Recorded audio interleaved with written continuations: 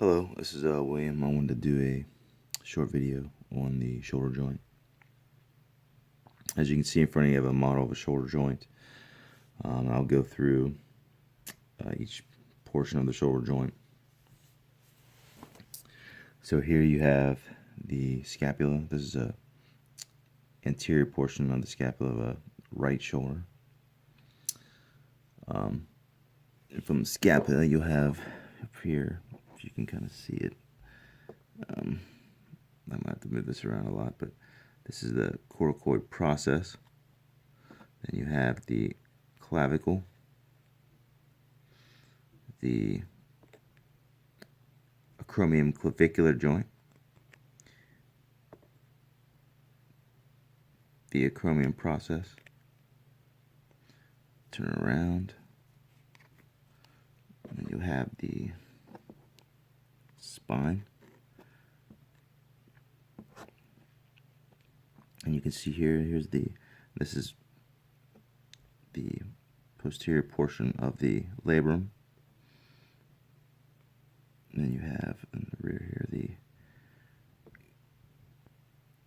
the greater tubercle right here. Turn on the lateral view here. You can see here is the bicipital groove, and this is where the long head of the bicep goes through, or in between, really, the greater and lesser tubercle comes through and then attaches itself to the superior portion of the labrum, right about here. And of course, at the other part of the labrum, here's the lesser tubercle. And so the shoulder joint, it moves in a few directions. This is already kind of at 30 degrees, but I'll straighten the arm out. And so you have flexion, and flexion goes up the whole way, extension, so basically forward, backwards. This is along the sagittal plane on the frontal axis. Next you have abduction or abduction, and this is up this way, boom. That's abduction and then adduction.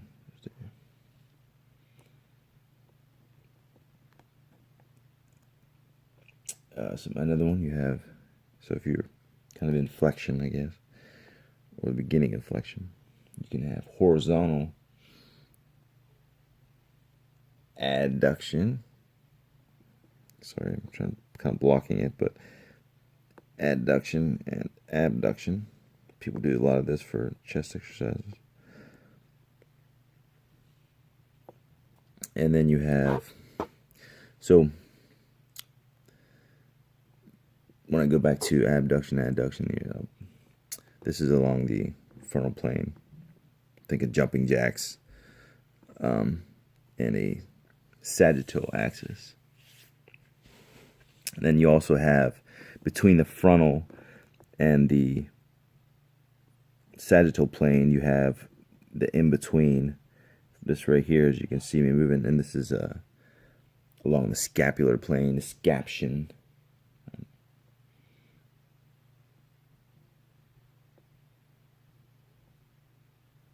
And this is something that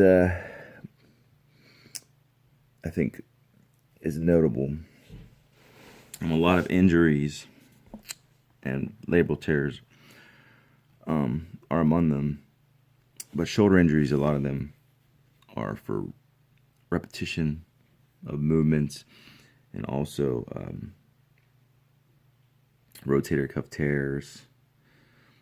And if you look here, and this may be exaggerated in this model a little bit, but if you think about overhead throws, not necessarily this, but here, if you can look, I'll try to get it to there. It's kind of, there's not a lot of space between the acromion and the shoulder. And so this doesn't have anything in here right now. This is just empty. So you're going to have your bicep head come through here. You're going to have a capsule. You're going to have all the rotator cuffs, your deltoids, bursa, all that in here. And you see here, if I'm just doing this, right? So right here is typically the start for a lot of people's overhead press, right? They're in a abductive kind of start point, and then they push up, right? And if you can see, I'll try to get it here. See, that's just rubbing that. And that's impingement. It causes impingement. Now, everybody's might be a little different. Some people may have a little more space between the acromion and all the rotator cuffs. But this is a significant issue among athletes and just pitchers. You see bodybuilders, just that repetition over time will start inflaming the rotator cuffs, eventually tear. So this isn't really part of my paper, but if you notice, if you go into scaption, which this model kind of already is, look at that space. Scaption. I mean, you have, and really I could go out to scaption here and see I clear all of that.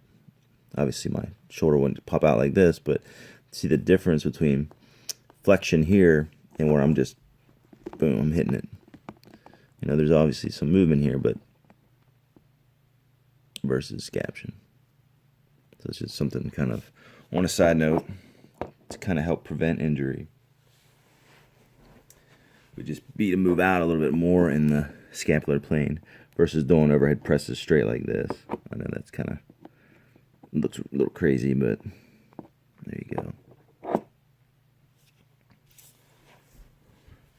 Go on the labrum. This isn't the best model for labrum, but nonetheless, you can see it here, kind of all around the glenoid fossa, and its purpose is to add depth for this to sit on, or sit in, I should say, and then the rotator cuffs keep it in here. Typically, you see slap tears. That's the normal one. That would be kind of trying to get there. It's up here, so that's superior labrum, and then it's torn from anterior to posterior. Right, so slap tear is superior labrum, anterior to posterior, and that's probably the most popular tear of the labrum. Mine was actually posterior, so if you have it here, it's posterior side, so it was kind of torn up all through here. I don't know that it itself gave me an injury or gave me pain, and actually my surgery included cutting the head of the bicep tendinosus, and then it was attached along my humeral head. That's kind of just a real general overview of the shoulder. Hopefully my moving around doesn't get you sick or anything, but I appreciate it, and thank you.